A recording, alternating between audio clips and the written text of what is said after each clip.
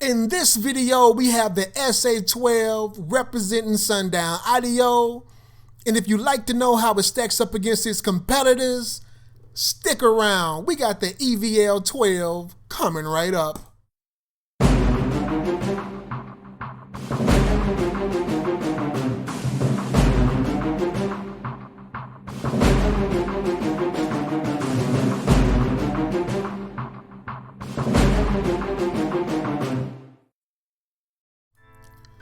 What is going on, guys? It's the Budget Basshead. Welcome back to the channel. For all the new guys, what you're seeing on the screen is the 12-inch subwoofer leaderboard. The leaderboard does consist of 3 different categories. We have the $100 category, the $150 category, and the $200 category. What I would like you guys to focus your attention on right now is the $200 category. At the very bottom of that, you will see that we have a new entry by Sundown Audio. This is the SA-12, and we're going to be pinning this guy up against the second entry in that leaderboard category, which is the Skar Audio EVL-12. The EVL-12 I did pick up at Skar's website for $200. It has a max power rating of 2,500 watts, an RMS power rating of 1,200 watts. It is a dual 2-ohm configuration with a 3-inch voice coil. The Sundown Audio SA-12 I picked up at Sundown's website. It has an RMS power rating of 750 watts. This is also a dual 2 configuration with a 2.5-inch voice coil. So we're gonna move right on into this with the complete unboxing of the Sundown Audio SA-12. For all the guys out there who's never seen one of these unboxings, this is going to be, once again, a complete unboxing. So if you guys have seen this before, please be respectful to those guys who have not. That's what this piece is for. Later on, we're going to be moving to the bench test, but for right now, we're going to be doing the unboxing. It does come in this packaging here. As you guys can see, it does have some branding and some information on the outside of the packaging here. We're gonna go ahead and get this guy open. There's some shipping information. And yes, this guy is dual boxed. Good job, Sundown, for that. So what I'm gonna do is get this guy cut on open so you guys can see the internals of it and see how they have their products packaged. This is very important to some people.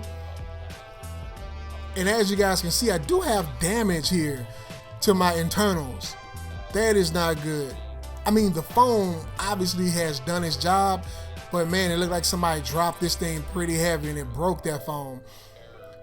In Sundown's defense, I would rather see foam than to see cardboard like some manufacturers do. Some manufacturers use both. This foam is better to me than the cardboard, but I would rather see the softer black foam. And as you guys can see, the box, the outer box, really did take a beating. Look at that. Look at the corners of this. I didn't even notice this until I actually opened the box. So that kind of goes to show that, yeah, you definitely want to have your packaging or order from a company that double box their packaging. That's very, very important. But enough of that. I'm gonna go ahead and get this out of the box. This is what it looks like. And they did put or have their subwoofer in plastic, which is a good thing. Man, that thing took a beating. It looked like it was dropped multiple times, or maybe just from up high one good time. But anyway, let's get this thing on the table and get a closer look at it. And there we go again. I recently unboxed a Sundown Audio E-Series subwoofer, and it had the same small vent pole as a pole vent as this one does. They have very, very small pole vents in them, very small for 12-inch subwoofers in my opinion. But what they did to that is they chamfered that to cut down on chuffing, which is kind of smart, to be honest with you. And yes, this suspension on the SA is not as soft as the one that was on the E series, but it's pretty soft compared to other 12-inch models that I have unboxed at this price range. And right now what we're going to be doing is getting a better look at the spider and tinsels. And yeah, woven and sewn into the spider. That is very, very impressive. 750 watts, I don't know. This thing looked like it can take way more than that with tinsel leads such as this. So, but everybody knows, if you don't know, Sundown Audio is notorious for underrating the RMS power handling of their subwoofer. So yeah, you're not gonna see tinsel leads such as this on a 750 watt RMS subwoofer, but coming from Sundown, you never really know what to expect. And those are the terminals. You can fit easily 10 gauge in there. I know because I've had this thing wired up already. That's coming next. There's a peek at the voice coil right there. Kind of hard to see, to be honest with you. Like I said before, some subwoofers in this price range have better basket venting than this guy here has. You're able to see the coil a lot better, but on this one, you can barely get a little peek at it, but it's there. The venting does a lot for that. Right now, what we're going to do is take a look at the surround on here. This is considered a high-roll surround. Some people may call it a mid-roll surround. It's more of it's almost parabolic, to be honest with you, but not a true parabolic surround, but it does have the height for it, but just not the width to be called a high wide roll surround, but it is a high roll surround. And I guess I would be comfortable with calling it a parabolic, which does help with linearity during maximum excursion. Good job on that, Sundown.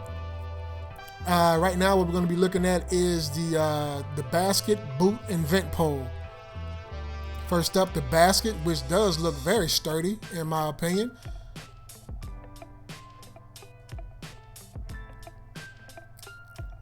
Pretty good. And this is a non-pressed paper cone that you're looking at right here. Most people do prefer that, though I've seen good performance from either press or non-press. As a look at the boot, this is one of the most impressive boots I've seen on a magnet. And there's another look at the vent pole. Like I said, the vent pole itself, or the pole vent, is very small, but they do chamfer that to cut down on chuffing, which is a pretty smart technique in my opinion. And it does have the additional pole vents for the voice coil venting. Keep things pretty cool. And this magnet is pretty impressive in my opinion. Some of the larger ones I've seen in this price point. And there's another look at the terminals. They didn't go crazy with it. Like I said, you can easily fit 10 gauge in here if you want to do 2 dual runs. I don't see too big of an issue with getting dual runs of 10 in there. If you know what you're doing, you can do that. Good contact to the basket. I like to see those beefy spokes on a subwoofer. Though these have been known to cause a few issues, I don't think we're going to have many issues with this build. Pretty cool. I'm liking what I'm seeing. Good job, Sundown. Next up, I'm going to try to get the boot off this thing, and yes, I did struggle. The way they have it mated, they have it molded pretty well for that magnet.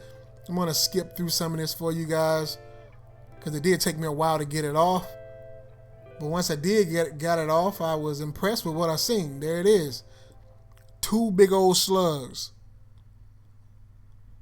Very, very beautiful magnet structure here. I'm really digging it.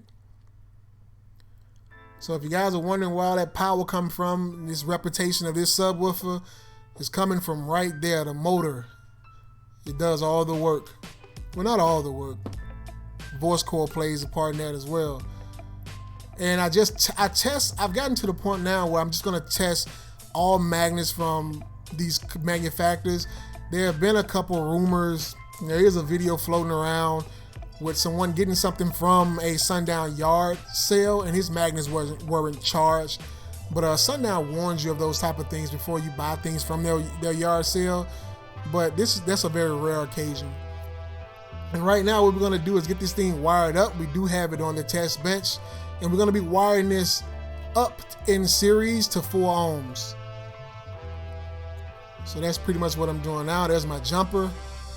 Utilizing the banana plugs here. These things are really does come in handy when testing things on the bench. I'm just going to get it situated for you guys, and we're going to be giving this a bass sweep from 150 down to 20 hertz. But not before I give you guys an overview of the setup. This is the Dayton Audio SA-12. This is a rack amplifier for home audio, and it is stable at 4 ohms, rated at 1000 watts.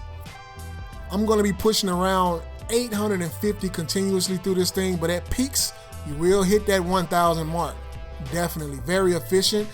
This amplifier is over 80% efficient, believe it or not. Class AB technology. Very clean signal. We're going to be routing our signal through the tablet there. And once again, this is the SA-12 by Sundown Audio. As stated before, this is going to be a bass sweep, 150 hertz down to 20 hertz. Going to adjust our gains slowly. And there we are. I've done this so much, I know exactly where that sweet spot is. Exactly where it is.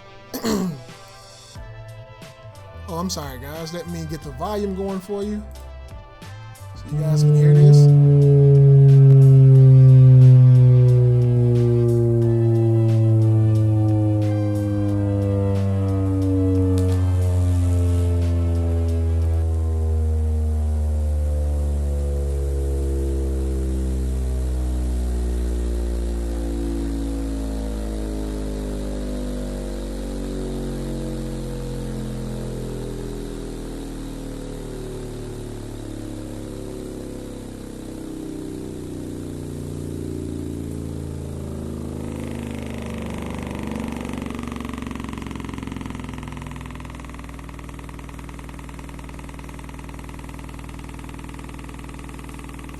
It gets the thumb up from the budget bass head. Now, just to be honest with you guys, during that test, it did make some mechanical noises. I do know that doing a wide open test such as this with this much power is not fair to the subwoofer. I do know that. I'm not gonna beat it up too bad, but I must point out the fact that I've done this same test with the same settings with other subwoofers that did not bottom out, that did not have that issue. Does that say that the Sundown SA-12 is a bad sub? No, that does not say that it's a bad sub. I think it's very linear. It looks good, like it has great build quality thus far, and we have not heard this inside of an actual enclosure. And no manufacturer would recommend that you free air a subwoofer at over, that's rated for 750 watts RMS, and you free air it at 1000 watts. No manufacturer would suggest that. And just because this one bottomed out during the test doesn't mean that this sub is a weak sub, that it's subpar, whatever the case, that it's a bad sub. It just means that, budget bass head, you shouldn't do that in the first place. But hey, it looks good on camera. We just having fun here. This is one of my toys. You guys love this stuff. Have fun with this on an overall. Don't beat yourself up about it. So my main objective is to bring it to you guys and let you make a better purchasing decision. And I think thus far this is a good sub. I can't wait to get it in an enclosure and see what all the hype is about, because I've heard so many great things about it. But with that being said, there is another subwoofer that I did put this exact same test to that didn't bottom out, that I didn't have this problem out of. And no, I'm not trying to be messy, but I think y'all remember that the EVL-12 has debuted on this channel quite a bit. And yeah, I put it through the exact same test. And so I told myself, I said, well, this is a $200 category. You guys wanted me to put some Sundown stuff on the channel. I went out and got 4 Sundown audio products. I got some 8s coming for you guys as well. And I want to give you guys a throwback of the Skar and see how does it pair up against the SA-12. So here we are. Back over here in the lab, we got the EVL-12 by Skar Audio. And what we're going to be doing is giving this guy a shot at it. It's going to be the exact same setup. It's going to be a bass sweep from 150 hertz all the way down to 20 hertz. Same exact setup. I'm not going to change anything else about it. It's going to be the same exact setup. So this here subwoofer have an FS of 32 hertz. It's a dual 2-ohm as stated previously. Has an X max of 23 millimeters. And yeah, I'm going to be using my DEH-150 by Pioneer to route the signal. Same setup, like I said, the SA-1000, same settings. You guys see the gains for yourself. Same position. It's going to be the same sub test. And we're going to let you guys judge this for yourself. Once again, 150 down to 20 hertz. And if I can get it to focus for you guys, here we go.